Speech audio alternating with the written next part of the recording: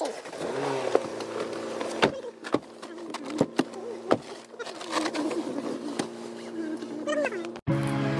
morning guys! Mamimili kami ngayon ng mga ingredients para sa lulutuin namin mga putahe na ihahanda namin for tomorrow's event sa church nila kay Alex and Ate Vicky.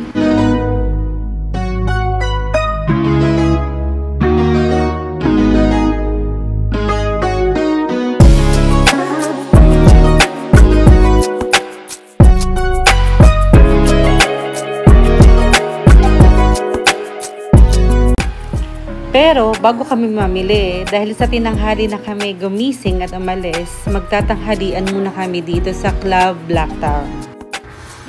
At syempre, hindi kami member dito, so we have to present our passport for registration and also to check na hindi kami minor. Kasi sa loob na to, merong mini casino or yung mga slot machine.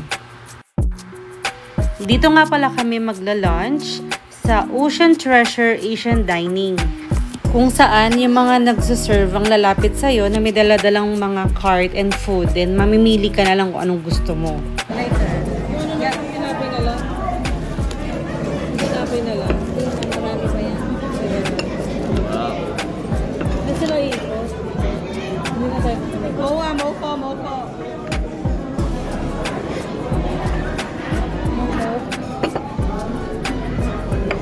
Can we have Coke? Yeah, Coke really nice. Yummy. Which one? Coke really nice.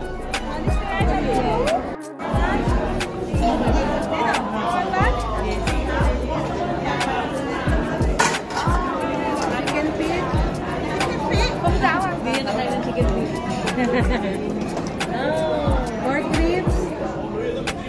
Pork ribs?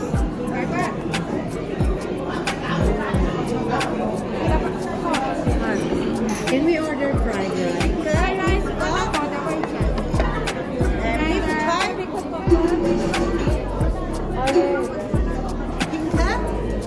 Sticky rice? Bean curd. Sticky rice. Sticky rice?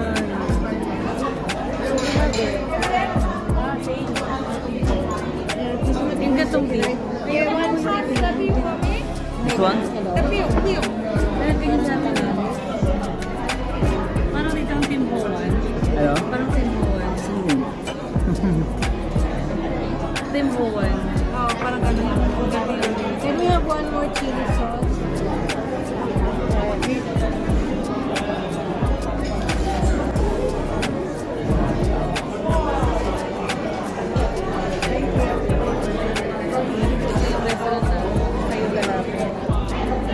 Kung mapapansin nyo guys, medyo maingay ang kapaligiran kasi nga Asian restaurant, but sanay tayo mga Pinoy dyan. Super daming in-order dyan na Ate Vicky. And let's start! Let's chow! Kasama rin pala namin dyan ang aking pamangkin na si Alvin kasi nga siya yung maglilibre ng aming lunch. Hindi lang siya nagpasama sa video.